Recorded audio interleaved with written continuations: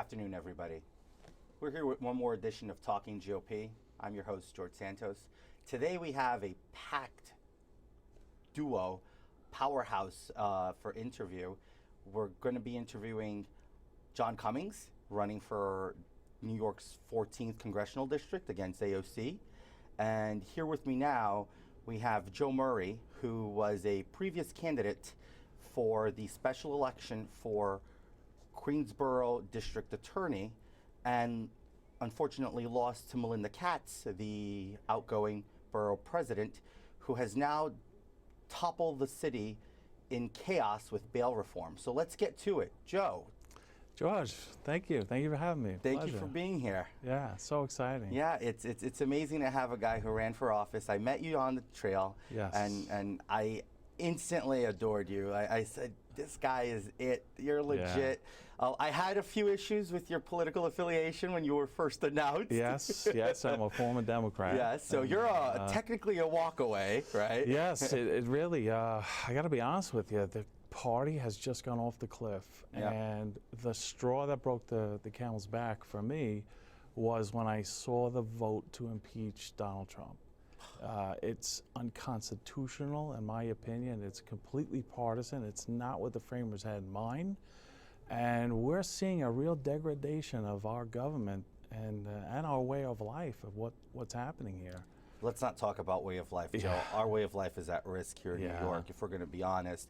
You're a defense attorney. Yes, I am. You know this stuff. I know nothing. I'm a finance guy. I'm scared. Yeah. I mean, we're talking about Grand Central riots of F the police, free fares, and no policing in the MTA. Well, guess what? I don't want that New York City back, because that's the 1980s and early 90s New York City that we had to elect a hardcore mayor like Giuliani, and we kept Pataki around for 3 terms just for that reason. Let's educate the people at home at how bad the consequences of these elections locally were and what we're dealing with. It's so good to be able to talk about this, and I thank you for giving me this opportunity, because I have never ran for office. I never ran for office before, and I am very happy. I'm a retired New York City police officer. I joined the police department in 1987, and you can imagine. You know what I'm talking about. You can imagine what was going on back then. I actually, while I was working, responded to 3 full-blown riots. We had the Tompkins Square Park riot in the summer of '88. I remember hearing the duty captain over the radio calling a citywide 1085, which is a call for assistance, any available officers. Like, things were crazy. Then we had in Crown Heights, the Crown Heights riots, and I think it was 90 or 91. And then Washington Heights, uptown, Manhattan. Almost in the Bronx, as I call it. Yeah.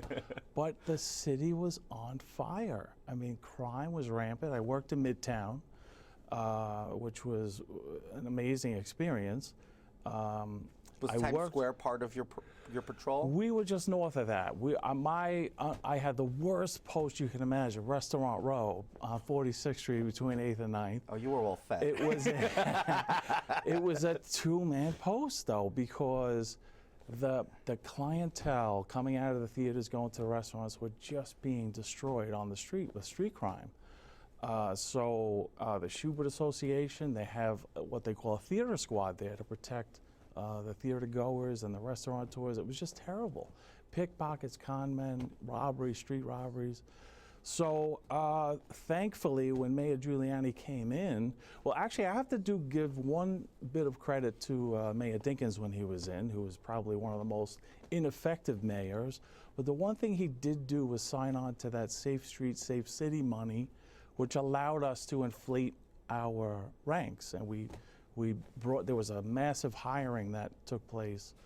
And at the helm of Mayor Giuliani and Commissioner Bratton, Jack Maple, we strategized, got organized, and we were able to combat crime. We took back the city. We took it back.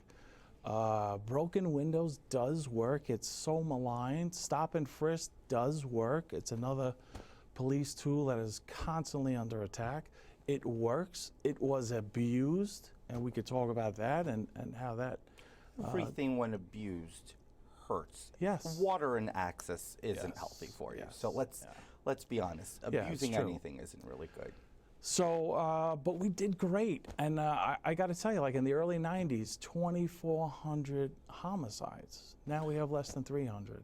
It's just Well, for now. amazing. Well, yeah. For now, let's talk about that, bail reform. Unfortunately now, and this is how I got into the race. I was very happy doing what I was doing. I did see some problems in the DA's office.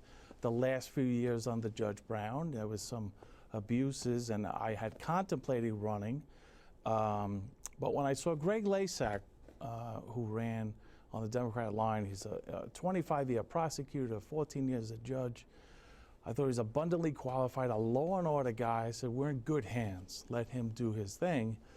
And then came along Tiffany Caban and this progressive socialist party who essentially gave her so much funding, so much ground support, that in the primary, Greg came in third, and her and Melinda Katz were neck and neck, if you remember. Yeah, well, look, total recount. I'll just go ahead and tell you something. For a lot of people who know me, I have been a excessively anti-Katz individual for the last couple of years. Right. And the moment I saw Melinda, the enemy, or as I say, the devil I know, at risk of losing to the devil I have no clue and don't want to know, I actually went out and I made some moves to help secure the Democratic nomination to Melinda. Had we had Caban, she wasn't willing to prosecute on anyone. Well, except police officers and ICE officers, those would have been her primary targets. But I wonder who would she would dial if she was in trouble. Would it be 911 or just like the undocumented alien hotline? You know, that's the constant hypocrisy, though. They all have armed guards and massive Guns. Security, Armed guns, guards. which is the hypocrisy that just is so laughable at the way they, preach. So I did get into the race because during this recount, I talked to Greg. I was very close with him, and I said, listen, the Republicans don't have a strong candidate. He's thinking of stepping off the line. Would you consider going over there? And he just wasn't sure. I think he was kind of defeated over the primary race and the results. And when he didn't do it, I decided to do it because I see it coming. These laws were already enacted. They were taking place January 1st, and nobody seemed to know about it. This is my business. This is what I do, so I was aware of it. And it started with this nonsense about closing Rikers Island. I've yet to, and I love to debate these issues, I've yet to find anyone to give me a good reason to close Rikers Island and build community jails. It's just... Didn't we take the community jails out of the communities and built Rikers Island for that purpose? It's just so important that, people recognize what we did. We have an island where we're holding people against their will, their pretrial detainment and some post-trial, post-conviction. Or some people who have been convicted and are doing state time but have other charges. So we have an island. We're the laughing stock of any big city because they're looking at us and saying, look at these New Yorkers. They have an island where they can put all their inmates on there to keep the community safe, and they want to close that and build jails in the neighborhoods. It's just ridiculous. Nobody's ever escaped from there. It works. It's a place to confine people. It's more secure than Alcatraz, isn't it? It really is. I mean, nobody's ever escaped there. So, but what's shocking is that they don't. I don't know how these things happen without consulting professionals, because all they needed to do was to consult people who do this for a living, and they would understand.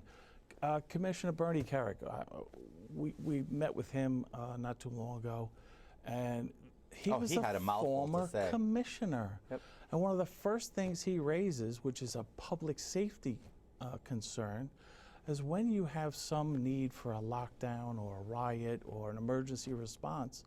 Rikers Island is a complex of jails that are on this island, and you have a response team that could get to any facility on there within minutes. They're right there to respond to. How do you do it now when you have a jail in Queens, a jail in Brooklyn, jail in Manhattan, these response teams that are going to be, in the neighborhood where your kids are and where your families are if somebody escapes and gets out. It's just not practical. And the thing that I brought out in this debate, especially with Melinda Katz, like she loves these little catch lines. Nobody comes out of Rikers Island better than when they go in. Yes, they do. When you go on to Rikers Island, depending on what your charges are or what your condition is, you get treatment, you get assistance, you get education. If you're not a high school graduate, you can get your GED. If you have a drug problem, you can get treatment there. Domestic violence cases, I have a lot of clients that ended up there for domestic violence. They would get counseling, anger management. They do come out better off than they went in. If they don't, at least they come out not wanting to do anything to go back there. Well, that's the other thing. And I do talk to like family members of my clients, and they're like, Joe, they want to make jail like an after-school camp. They want it to be in the neighborhood. They want their friends to visit them. They want to normalize going to jail. We don't want that. We want jail to be a place you don't want to go back to. Exactly. That's deterrence. But we're moving away from deterrence in criminal justice, which is a shame, because everything right now is this restorative justice. Help the defendant, ignore the victim. So let me give you a quick snippet of how I'm scared about bail reform and why I oppose it so much. My family is, long story, but I'll keep it short. Brazil is the common point for both my parents, right? Right. They just went out of a 12-year socialistic regime, 13-year socialistic regime 2 years ago. And we have now President Bolsonaro, which is excessively right-wing. I mean, more so right than Trump. So if there's ever such thing, he's a very right-wing guy. Yeah. And what happens is he's restoring the same narrative that did not work in Brazil, which was no incarceration, low incarceration. Incarceration was more like day camp. Guess what? Crime in Brazil hit a remarkable 18% at one point. Wow. In cities like Rio and Sao Paulo, where it's also the country's main source of income for tourism. And on that big slab, I mean, business in Sao Paulo, you go to party in Rio. Guess what? Tourism went down almost 80%.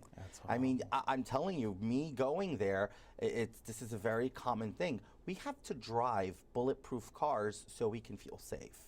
And we're not talking about your standard bulletproof. We're talking about against AK-47s, AR-15s, or in some cases, automatic machine guns. That's amazing. Because that's not how the drug factions operate there. Can you imagine that happening in New York City? I mean, this is where I feel it's going to, and it freaks me out. I catch myself on weekends talking to my family, and we're just like, terrified. It's so frustrating, and I'm glad you raised that, because that's what's happening here. And I'll just give you what I'm talking about.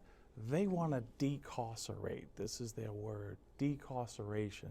They don't believe. I'll just tell you, I attended the subcommittee hearing when they were voting to close Rikers Island, the land use committee, to send it out for the full council to vote. And I sat in on that hearing, and they were all patting each other on the back. This is great, but it's the first step. It's only the first step in ending all jails and closing all prisons, because people don't belong in cages. Like, this is their philosophy. So they want to do away with prison altogether. So you know what's going to happen, and you kind of hit on it. Instead of the criminals being inside jails and prisons, we're going to be inside the jails and prisons. The bars on your windows, the club locks in your cars. This is what's happening, that they're flipping the switch on us, where we have to suffer, the good law-abiding people have to suffer the consequence of these policies. Last week, in a neighborhood in Queens, Elmhurst. Yes, my old precinct, 115. There you go, Congresswoman Grace Mang's district. There, in one street behind the old St. John's Hospital off of Queens Boulevard, 57th Road, there were 9 car break-ins. Yeah, that's there was a report from what I read from the crime report. There was a Tesla whose entire computer board was yanked off of it. So we've gone back to radio theft, Yeah. only at a larger scale when you're stealing a Tesla's entire motherboard. Yeah, So this is what's going on in New York. I mean, $7 million of fentanyl patch distribution in the Bronx. They get busted, but they're back out. Yep. Guy kills his grandmother, his 70-something-year-old grandmother, back out on the streets and gets an incentive so he can go back to court. What, Mets tickets, a goodie bag? I mean, it's just terrible. What is this? You can't You can't hold make anyone this in up. on. You can't make this up. You really can't. And for a guy that, someone who lived through it in the 80s and 90s as a cop, I am blown away by this. And that's why I got into the race with only 2 months to run. I said, somebody's got to, run you against did pretty this. well. Well, we 2 did months in? Come on. We did the best we could. Yeah. I'm just kind of looking at what Melinda Katz is doing now. She promised never to ask for cash bail on any case. She's already flip-flopped on that, and I applaud it because she's coming to her senses.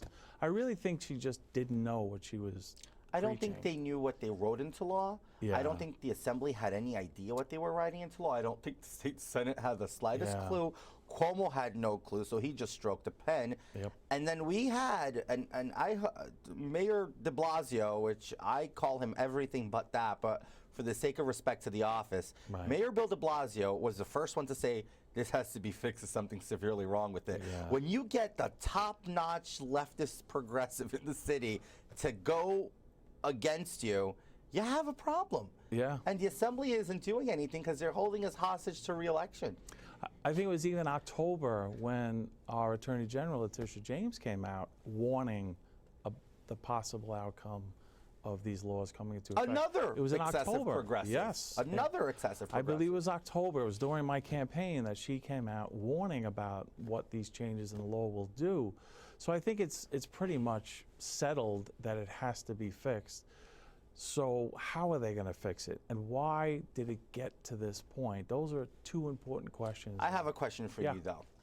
Walk us through the discovery process in the new bail reform. You read my mind, George. It's amazing because And this isn't scripted. that is the why they did what they did with the bail reform, because prior to the discovery law change, New York was archaic with how they do discovery. I would be ready to pick a jury in court when I'm still getting discovery from, and the law allowed it. It said right before the witness testifies, you're required to turn this over. Judges would force you to do it a little earlier, but you're trying this case and you're just receiving discovery. That's outrageous. That needed to be changed. Well, they went from that to now 15 days, which is just insane. So explain to us the outcome of only 15 days for discovery. Well, I'll just tell you, just from being a The police immediate effects officer. for the people at home to understand it. Like let's give it to them in pretty simple, black and white. 15 days is insane. It's just not doable. Yes, we needed to expedite it to be done earlier, but the remedy is if they don't comply, they'll be precluded from using this evidence. They're killing it. But I want to just bring this home to that decarceration. All of this is all tied into this movement of decarceration. Why? Because they're making it so hard for district attorneys to now prosecute cases. Here's what the discovery law does. 15 days after arraignment, you have to turn over everything. Now think about a violent crime. And I worked in the 115 over here. We had a lot of, violence, Roosevelt Avenue. So you get to the scene of a violent crime, and the first thing you're doing is looking, you aid the victim, but you're also looking to secure witnesses. What are witnesses' first concern when they come to talk to the police? That they don't want to get involved because they're afraid of retaliation. So we would tell them, listen, 95% of people never go to trial. Pleas are worked out and done. Your grand jury presentation will be secret. It will be sealed. No one will have access to it. By the time this case goes to trial or they take a plea, you're fine. And we would talk to them about that. And it was a realistic number that, that would be rare if they ever had to testify in court. Okay, and they'll come in, they'll give you information. Now, within 15 days, the police and the DA have to turn over all information, where the person lived, their statements, their grand jury testimony, what their exact, evidence against the defendant. Who in their right mind would do that? You have a shooting that you just witnessed in your neighborhood, and you're going to now give your statement, I saw this guy do it. It has to be turned over to the defendant right away. It's insane. And why are they doing this? Because they want to decarcerate. They want to make it so hard to prosecute cases. So that's one of the issues right there. What are we yielding from this? What are the Democrats expecting to yield from this? Let's talk now politics on this. Yes. What is the political gain? Are they trying to remove the ban of voting from convicted felons? Absolutely, What's the thing? Because from what I last heard on a report this past week was that Bernie Sanders thought, and so did Andrew Cuomo, thought that people in jail should be given the opportunity to vote. Yeah, that's crazy. I don't get that at all. I don't think that because you're convicted of a felony, you should be totally disenfranchised and not be able to vote. Because think of people who are convicted of different felonies. Bernie Carrick, I have such great respect for him, the former commissioner, convicted of a felony. I mean, was it a felony though? Really? Yeah. The fact that they made that a felony was kind of embarrassing. But unfortunately, that's people do. There are people that they made an example out of Bernie. They did. If we're going to be honest. Yeah. But he's just one. And there are. If you remember him speaking about some of the people that he encountered in there who were in prison, federal prison, for catching too much fish and stuff like that, where the laws are Which is true. You catch too much fish in the wrong season, you go to jail. But federal prison's a bit much. So I'm not against convicted felons voting. Convicted felons who are in prison, that's insane. Where would they even vote, and who would they vote? What district? If you're up in Elmira, where are you voting? Where's your permanent residence? What district do we put you in? Yeah, I'm not buying that. No, but, it's all a political ploy. I see this political ploy. I see that it's all about votes. It's not about the well-being of us. It's not. Of all of us, because clearly I don't want to walk out in the streets at certain times of the night anymore. And I used to be able to go out 1 o'clock in the morning. I have dogs who have an interesting walk schedule, and they make it a point to want to have that. So great. Have you ever been approached by the police? Those were my best friends, dog walkers. I would look for them because they see everything. They know if that car belongs in the block, this one doesn't. Well, look, granted, I'm given the title of the neighborhood watch camera because I'm always out with the dogs, walking them at odd hours. I've reported a couple. I'm a big fan of picking up the phone and saying, hey, there's a suspicious car. There's a car left with the door open. There's a suspicious screaming outside my window. Oh, I'm that guy. You see something, say something. You see something, say something. I believe in that. Dog walkers, I got to tell you, those were our greatest resources. And I love the police. I mean, I've always been a very pro-Blue Lives Matter kind of guy. I think, the hypocrisy behind the whole thing of F the police, but when you're in trouble, who do you call? Yes. I mean, you call the police, you dial 911, you don't dial Antifa hotline. Yeah. It's insane. It's insane. I mean, look, I will say this. I don't want to not see you in politics. I want to see you. I really want to see you out there. Yeah. And is it too early to say if you're going to try the seat again? I don't know what I'm going to do, but I can tell you this. I loved campaigning. I love particularly about my job, what I do, and I know like the back of my hand, and I was calling out all the lies that were being, spread by the borough president, then, now district attorney. It was such a great feeling to go out there and speak, because nobody knows this better than me. I was a police officer, patrolling the streets, now a defense attorney, representing a lot of clients. I was a defendant myself. I had my own issue that I had to fight for, and I prevailed in. So the criminal justice system, I know that, and that's my, my home field. So I loved running for DA. But I'm looking at other races as well, because I see our way of life here at risk. What they're doing here, and these, they're taking away, especially with this bail reform, they're taking discretion away from judges. That's the biggest objection I have with the bail reform, is that they're not allowing judges who have a better eye as to what's this person's need to even to have them come back to court. Brings in a good point. Nassau County judge just ruled on bail, went against. He ruled for bail. A higher judge went ahead and undermined his work. Yeah. I commend a man like that. Although he technically did not follow the law, I commend a man like that for having the courage to stand up to what he believes is. However, he did not follow his oath to uphold the law. It's a tricky. This is an incredible thing, and I'm sorry it came at the end of the show because this is the first time I have to disagree with you. Really? I don't like activist judges.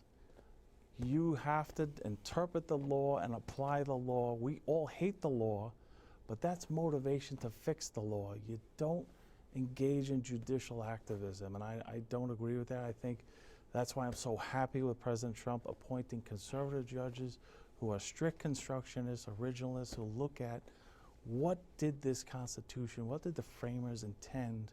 They're not trying to breathe their own, they're not outcome specific, looking for a desired outcome. I mean, that's what this judge did. You know, he's interpreting the law. Like I said, he didn't withhold his oath, right, to uphold the law as it is written. Yeah. Do I give him kudos? I kind of do, because this is a special case where I kind of will stand with him. I know what you're saying. I'm with you. I'm like, you know what? Somebody has to do something like that. I'm not crying for that guy not to be released. I'm not crying about it. Me neither. But I don't like that, you know, a judge would ignore the law. That's scary.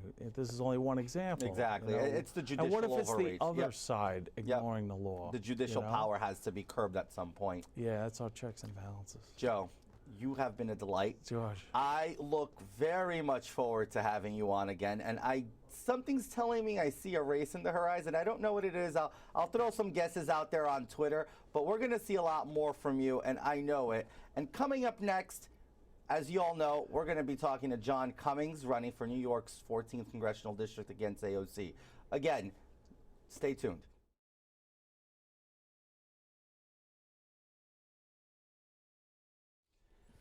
And now we're back here with probably the most exciting candidate running this cycle for Congress. Congressional hopeful John Cummings, running in New York's 14th Congressional District, which is the seat of AOC. John, thank you for being here with us. Thank you for having me. Great to be here. Thank you. So, John, let's get to it. Who is John Cummings? I'm sure a lot of people in Queens would like to know. In the Bronx, you're a very popular guy. You've been a community leader. You're a teacher. I mean, and that's just going off of your bio. But tell us a little bit more about who you are. Yeah, you're right. I'm a Bronx guy, and everybody pretty much knows who I am over there. Born and raised, I've lived and or worked in the district my entire life. I was a New York City police officer for 8.5 years. I was forced to retire due to an injury, line of duty injury. And I went back to college and got my degree, finished up, and then I started teaching at the St. Raymond High School for boys. This is my 22nd year, and I teach civics and government, which is kind of a lost art nowadays. I don't think too many people are teaching civics, and it shows. And I decided to get into this race mostly because of the prompting of my students. That my students for many years have been after me because I eat, sleep, and drink politics. They're like, hey, Mr. Cummings, why don't you run? And quite honestly, I never thought I could win against Crowley, you know, Congressman Crowley. He was so firmly entrenched for such a long time. And once Ocasio-Cortez, Congresswoman Ocasio-Cortez defeated Crowley, it was pointed out to me not so gently by my students that, you know, your excuse is pretty lame now, now you got to get in. So you know, I looked into it, and here I am, and it's going pretty well. I enjoy campaigning. I like getting out and speaking to people. I speak to people for a living anyway. It's just a different audience, yes. And it's going really well. And it was my time. I didn't want to be sitting around 10 years from now, at 70 years of age, on a 3-year waiting list for a knee replacement, and saying, you know, 10 years ago I should have run for Congress. So I decided to give it a shot. So here I am. Well, that's interesting, impressive. And let me ask you a question. Of course, you teach high school students, and they're not of voting age, I'm assuming. What's the support for you being a Republican? I'm just assuming here, did they know you were a Republican or did they not? The students aren't that concerned with the label. They just like the fact that I'm running. They know who I am. There is some interest in the school, not a lot yet because it is early, but I'm sure as it progresses it will be a lot greater. Now, the alumni base, that's a different story. a lot of guys who I taught previously who've graduated and gone on and become pretty successful people, they have reached out to me by many different means, and they're ready to go. They are ready to go. They want to get involved in this campaign. Most of them have never been involved in a campaign. So we're looking for a big ground game based on guys that I've taught. And that's a really good issue to deal with. You know, you have some guys coming out and saying, hey, we're going to come work for you. We'll volunteer for you. So it's very humbling, actually. Damn, I wish I was a teacher. It's 22 years worth of guys. So even I was thinking, even if you get 5% of the people that I've taught, that's a couple hundred people. Well, I went to school not too far from where you lecture in Horseman. So Right. It's the Bronx for some reason happens to harvest the most pristine and elitist schools in New York when it comes to high school education, and that's a very unique thing about the Bronx. A lot of prep schools and old boys schools in your case. Right, So, and where I am is it's St. Raymond High School for boys. I went to school there. There's actually 10 of us who teach there that went to school there. So that really says a lot about what we are and who we've been. that The speaks school- community. Yeah, it really does, and it's in the district. Yeah. And we do a great job there. We're very good at what we do. 40% of our students live in the poorest congressional district in the United States, and we graduate 99% of them with a full Regents diploma in 4 years. We're very proud of that. Wow, that's amazing. Let me ask you, let's talk, before we talk about the elephant in the room, and it's not the one on the monitor, it's actually, let's talk about Crowley. Congressman Crowley, well, previous Congressman Crowley, was a very popular congressman. He was actually next in line to be Speaker of the House. Had he not lost his primary to AOC, one can assume he would have beat Anthony Pappas, as he beat many contenders throughout the years, and we'd have him as Speaker of the House, a less left-leaning, more so left of center type of Democrat. My question would be, what was his sentiment, and what was your personal opinion on Congressman Crowley within the Bronx? I think the knock on him was a legitimate one towards the end, in that he kind of disappeared locally. I mean, he used to send his representatives to a lot of meetings. He was pretty much down in Virginia, Washington, D.C. area the entire time. And I think that kind of hurt him later on when it came to that primary. The people just didn't come out to support him in the primary, and that's how now Congressman Ocasio-Cortez caught him. He did have a very active office, where if you needed constituent services, he had good people working in his office. I'll certainly give him that much. He had good people working there, and that is something that his replacement, his successor, does not have. Does And she that's have one an of the office reasons- in the Bronx? My understanding is she has a phone and a desk in someone else's office, another office holder, I believe at the city government level. But constituent services is obviously key for me. It's sorely lacking, and we've lacked local representation in the district for a very long time. I just think that Crowley kind of got detached, and I don't think that the current Congresswoman really has a feel for the community, and she certainly doesn't know the community like I do. I've been there my entire life. She never lived in the community. Yeah, like she said, Briefly. she did for 5 years, the Briefly. first 5 years of her life in Parkchester, which is in the district, and I lived there the first 26 years of my life. And my school is in There Parkchester, you so I'm a district-based guy. I always tell people our slogan is "I am you." Yeah. I live in the district. I work in the district. I bank in the district. I get my hair cut in the district. I know where the good pizza is. You know, it's my community. And as I've made my way around Queens since I announced, it's pretty much the same thing. People have the same concerns. I've found the good pizzerias in Queens as well. It's one of the things I do really well. They're I find actually the all in food. my district, though. I find the food. Yeah, I find the good food. Well, I'll say this, a fun fact. I was born in your district. I was born in NY14. I was actually raised in NY14. I lived in the district my entire life. Actually, the first 20 years of my life, I lived in the district. I'm from Jackson Heights, so I know the district fairly well.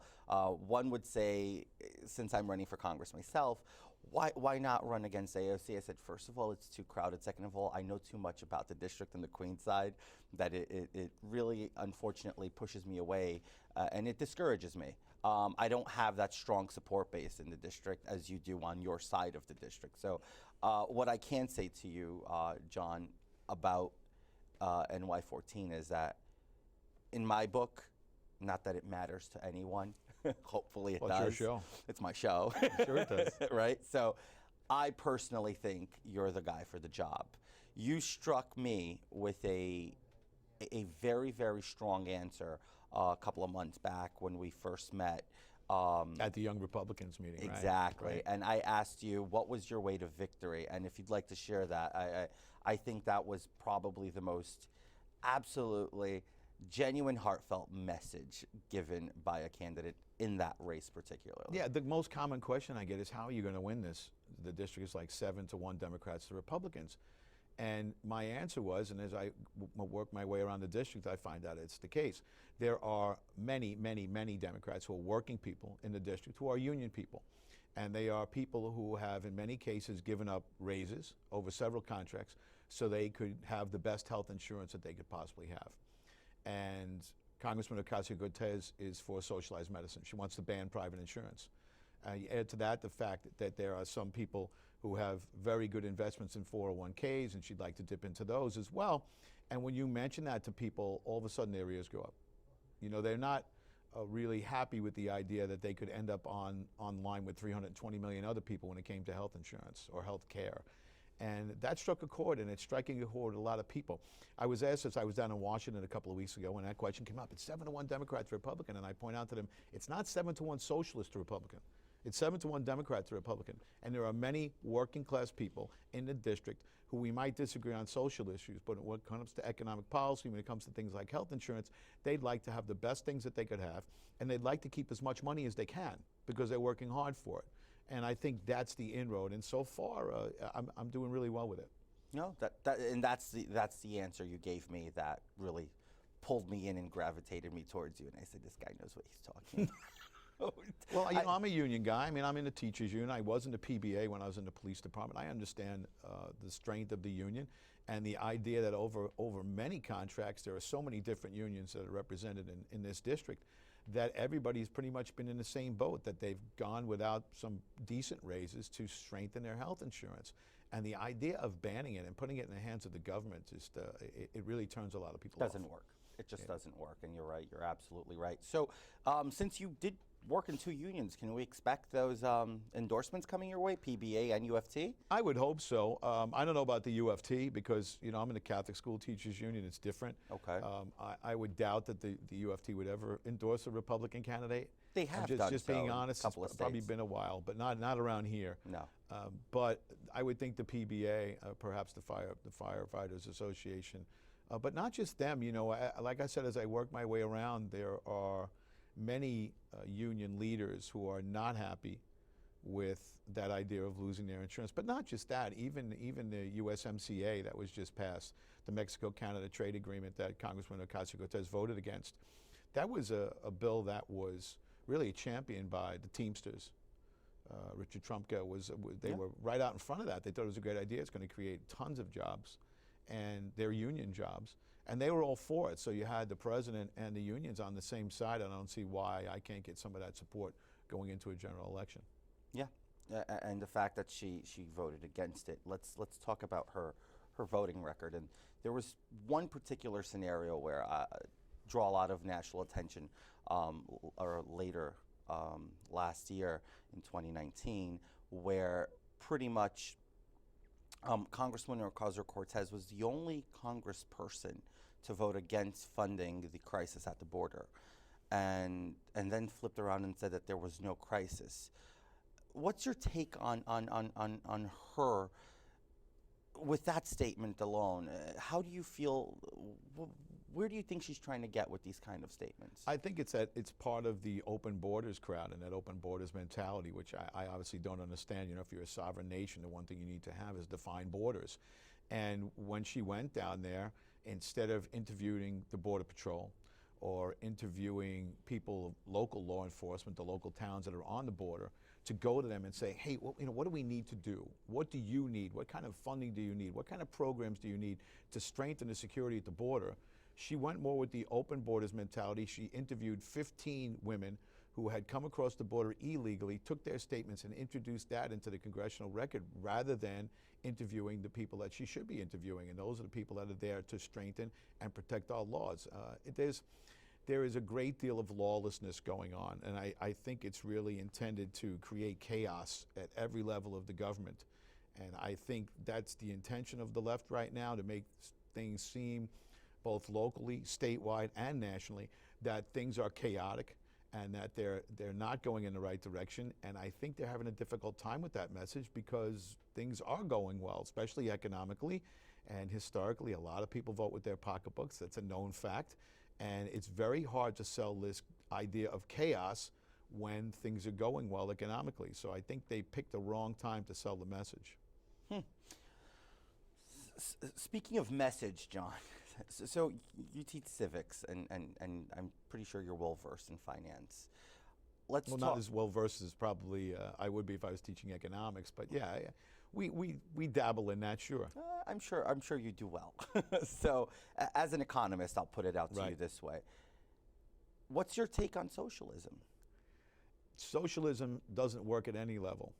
And I think the reason that it has never worked, and I'll go philosophical on Please. it instead of financial. I think the reason that it doesn't work is that they never take into account the fact that there are many, many people in society that are willing to work harder to achieve more. And that they're not satisfied with the status quo, which is what socialism is based on. Everybody's going to have the same. You know, when Jefferson said all men are created equal, he didn't mean everybody was the same. He meant that all men, women would be treated fairly, equally under the law.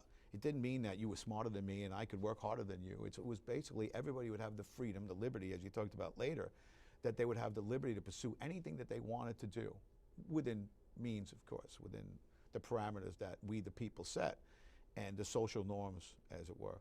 And that's really what they leave out, socialists. They always do. There are people who want to work harder, who want to achieve more, who want to better themselves, who want to have a better life for their children, and they don't want to work hard and give up the fruits of their labor to somebody else. And most people, in order to do that, you'd have to do it at the end of a gun. You have to do it by threat. And that's eventually what socialism becomes. That's what happened in Venezuela. So that's one route where I will argue that with anybody. It doesn't work. It hasn't worked. Is capitalism perfect? No. Is what we have right now truly a free market? No. It's really a mixed economy, but we don't need to be going towards socialism. We need to be going away from it. No, very true. And to just play devil's advocate, Bernie Sanders is often quoted saying that we're going to do socialism like Switzerland did socialism. So Switzerland is not a socialist nation, and they've rebuked that many times, and Bernie insists they are. They have a very well comprehensive social health care system, but it's easy to do Medicare for all for 32 million people in a country that yields 6% return on savings accounts versus in a country with 352 million people that the best rate you'll get on a savings account is 0.7%. That's the yielding of a savings account in America. So, and I'm going off of savings because it brings up per capita and how much people put into savings. And that's just how wrong Bernie, Senator Sanders is by trying to compare the United States to the Swiss model. And remember, they have a free market. Their market is free, so it's not really a socialist nation. The only true socialist governments in the world is Venezuela, Cuba, and China. And I mean, the Chinese do socialism in a very peculiar way, and I tend It's like a hybrid. It's a hybrid. They know they need the open market or else they can't compete, and it's different. And it doesn't work for them very well. I mean, they're capping population growth at this point, so it clearly doesn't work. But look at Venezuela and look at Cuba.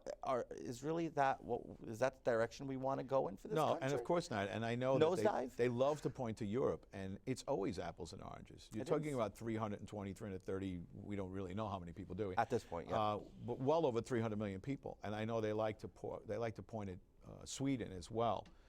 Sweden is like Long Island, so is Denmark. I mean, you get into 4 million people, 6 million people, yeah. It's not a lot.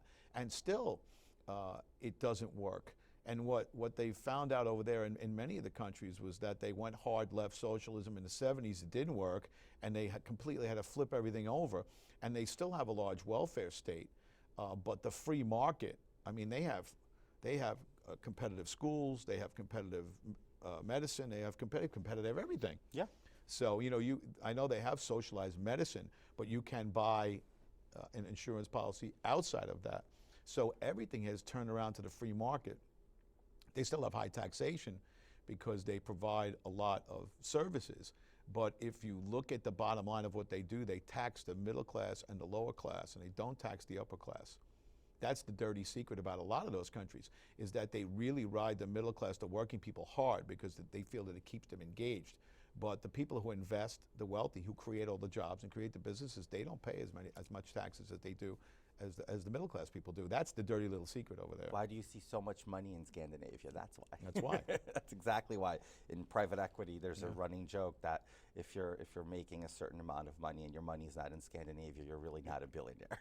So, but let's get back to your race. So tell us how you're going to do it. I really want to know what are we expecting from John Cummings for Congress? Are we expecting is this going to be a big play on social media? Are we going to see boots on the ground? Because there's different ways to run a campaign nowadays. We saw AOC went purely on social media with the outrage of, and nothing wrong with it, but a bartender becoming a congresswoman that answered a casting call. So what's the secret? I'm not asking you to spew secret sauces here, but what's in your back pocket? How do you see this play as to conquer this disadvantage you have? I think it's a little bit of everything. I think that the ground game is most important. I mean, obviously social media has a monstrous outreach now, and that's going to be key. But there is nothing that replaces getting out and knocking on doors and standing outside subway stops or hitting the express bus stops or stopping off at schools and hitting the senior citizen centers. And you have to get out and meet and greet people and show them that, one, you're genuine, two, that you're really about the district and local representation, and three, that you have a message that resonates. And I think I do. And I think it's one of, like I said, local representation. People just want to know that they have a voice down there. My opinion, as you move around in any district, people feel so detached from Washington. They feel so detached from what's going on down there that when you actually get a representative who goes back and forth and is constantly at meetings and is constantly talking to the people, engaging them. And when I go to speak now, I do about 4 or 5 minutes, maybe maybe a little more, but not much longer. Then I do Q&A. I want to know what the people think. What I think, okay, it's somewhat important because they want to know where I stand, but I want to know what the people think. I want to know what their concerns are. And I want to bring those to Washington. I mean, that should be what it's about. It's about representative government. I mean, it's the House of Representatives. As you said, I teach civics. When they originally set this up, that House of Representatives was supposed to be the representatives of the people. The Senate was supposed to represent the states because the Senate got picked by the state legislatures up until the early 1900s, one of the progressive era reforms, which completely upset the federal system. I don't want to get into that lecture. That's for another time. But that's who you represent, the people in the district. What are their concerns? And I think the more I can get out and the more I can put, the face with the name, and the more people realize that I'm doing this because I think it needs to be done. I'm not going down there to make millions of dollars. I'm not going down there because I need a career. I'm term limited out by my age. I'm going to be 60 for the election, so I'm not looking for another career. I've had a lot of careers. You look great for 60. Thank you. But I'm not going down there for that. I'm going down there to serve. I have a 30-year record of service, first as a teacher, first as a police officer, then as a teacher, and I just want to serve at a different level. Like I said, I think that message will resonate. Wow, that's amazing. So let me ask you a controversial question. A lot of people in this cycle are getting asked, what's your opinion on term limits? Oh, I'm a big fan of term limits. And the reason, I didn't used to think that way. I used to think that it basically assumed that the electorate wasn't sharp enough to see the dead wood that was representing them. And now I think we might be at that point. I think that we've done a poor job educating people when it comes to civics and representative government. And I think that people get firmly entrenched down there and they listen to the lobbyists a bit more than they should and not enough to the people. And the reason that there were not term limits originally is because Congress was a part-time job. They only met 5 months out of the year. They didn't meet continually. So if you were to serve, you'd have to stop what you were doing, head down to the Capitol, serve, and then go back to your business.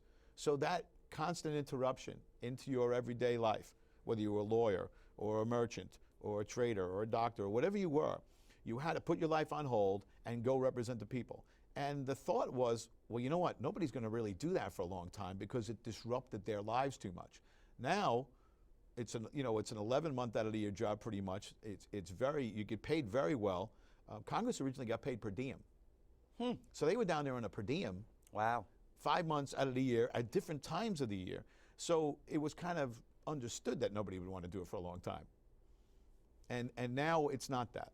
Now it's, Now they get paid. I like in Mark Levin, one of Mark Levin's books, he had the idea of a 12-year rule at the federal level, meaning you could serve 6 House terms, 2 Senate terms, 3 House terms, and 1 Senate term, whatever the combination was, no more than 12 years. I think that's pretty sensible because you could do your 3 years in the House and then maybe take your experience, move up to the Senate for 1 term. I like that idea. But this idea of people serving for 50 years, I know that that's not what the framers had in mind. I don't think that was what anybody had in mind. Nobody thought people would live long enough to sit through the overbearing of the life interruption that it would have been had the system continued to stay the same. Right. And the same thing with the president too. And there was no term limits until, of course, FDR ran a 3rd time and won, and a 4th term and won. But Washington, after his 1st term was done, he said, we need to give this to somebody else. He was tired. Fought in 2 wars. He had enough. They talked him into the 2nd one. Of course, he didn't even make it to 1800. He passed away. Yep. Didn't get to enjoy his retirement. Nope. So poor Washington. Yeah. Well, look, let's talk about one more thing that's pressing in my head here, and as the more you speak and it comes to me. You're meeting a lot of people. Are you getting that recognition already when you're grocery shopping, when you're, I don't know, at a restaurant? Are people coming up to you? Is it something that's starting to change? Yeah, it is starting. I was shopping this morning, and I got the endorsement of the Bronx Conservative Party a few weeks ago. Thank you.